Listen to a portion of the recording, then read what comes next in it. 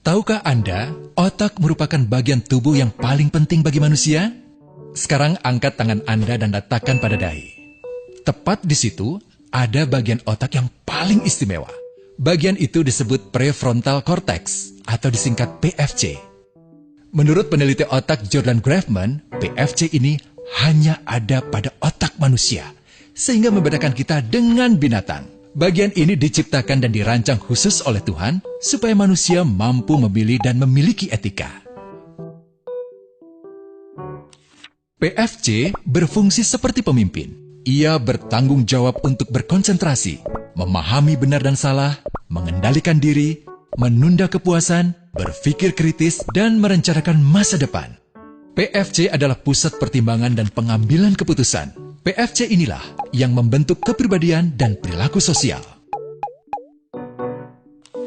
Sayangnya, PFC adalah bagian otak yang paling mudah mengalami kerusakan. Jika PFC rusak, maka kepribadian orang bisa berubah. Rusaknya PFC bisa disebabkan oleh benturan fisik, bisa juga oleh zat kimia, seperti narkotika, psikotropika, dan zat adiktif atau nafsa. Dan ternyata penyebab paling merusak juga pornografi, yang disebut narkolema, narkotika lewat mata. Bagaimana pornografi mempengaruhi otak dan pikiran kita? Adi, remaja 12 tahun, melihat gambar di TV yang menjurus ke porno. Awalnya, ia merasa kaget dan jijik. Ini karena sistem limbik di otak Adi menjadi aktif. Sistem limbik mengatur emosi juga keinginan makan, minum, dan berhubungan seksual. Sistem limbik ini kemudian mengaktifkan zat kimia otak bernama dopamin. Dopamin memberi rasa senang, penasaran, sekaligus kecanduan.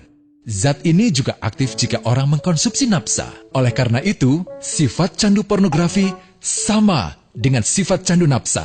Otak akan mengingat apa yang membuat Adi senang dan bagaimana ia memperolehnya. Jika Adi mendapatkan pembinaan akhlak, etika yang baik, dan patuh pada norma sosial, dorongan melihat pornografi, meskipun menyenangkan, akan ia abaikan.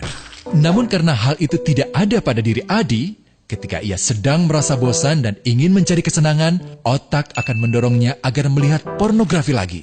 Namun lama-lama, Adi bosan melihat jenis gambar yang sama, dan butuh yang lebih porno untuk memicu rasa senang.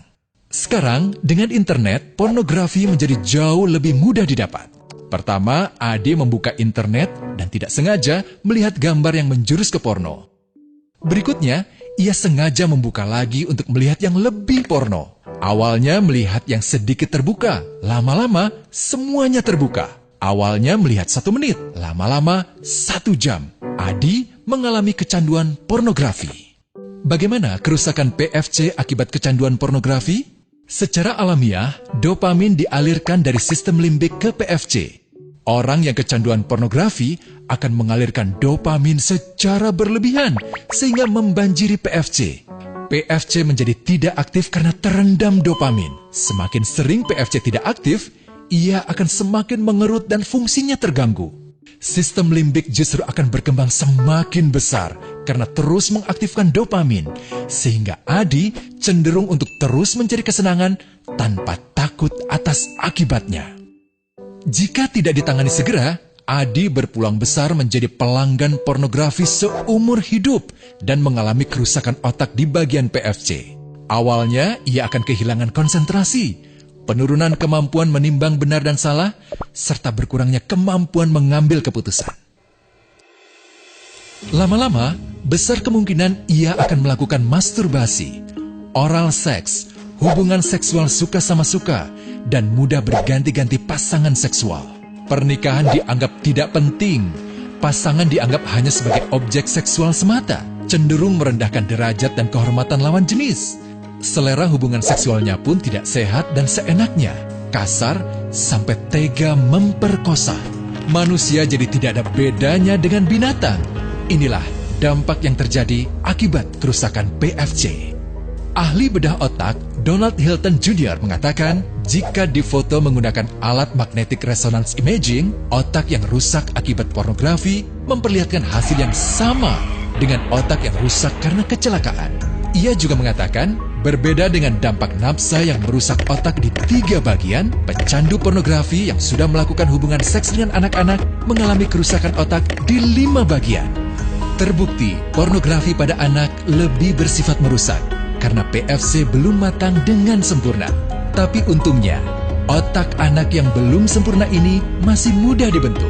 Pengaruh pornografi bisa lebih mudah dihilangkan asal ada usaha untuk memulihkan dengan sabar, terutama oleh ayah ibu, keluarga, dan orang terdekat. Pelajari bagaimana mencegah dan menangani anak yang terkena pornografi.